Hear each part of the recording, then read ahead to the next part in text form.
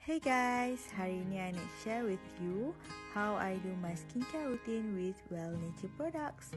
So this is a Korean skincare brand. So mula-mula kita akan bersihkan muka kita menggunakan cleansing water. Kita perlukan cotton pad.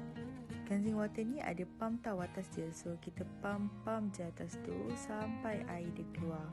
Bila cotton pad tu dah basah, kita boleh bersihkan satu muka kita. Cleansing water ni best sebab dia boleh bersihkan semua makeup yang ada kat muka and segala kekotoran yang ada dekat muka kita. See, banyak dah makeup keluar. So next kita akan pakai cleansing oil. So cleansing oil ni memang wajib lah dalam Korean skincare routine.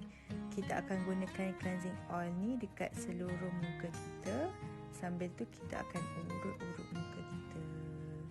Lepas tu kita basuh. After that, kita akan pakai micro bubble foam cleanser. So cleanser ni boleh bersihkan kekotoran yang ada dekat muka kita and dekat dalam pori-pori kita.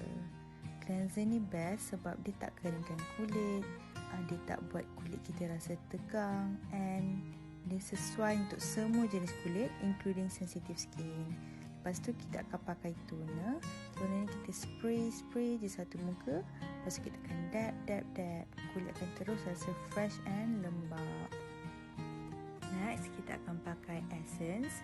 Essence ni penting for moisture. Kita pakai sikit je, kita dah boleh rasa kulit kita lembap sangat. So after that kita akan pakai cream. Cream ni gel texture macam ni.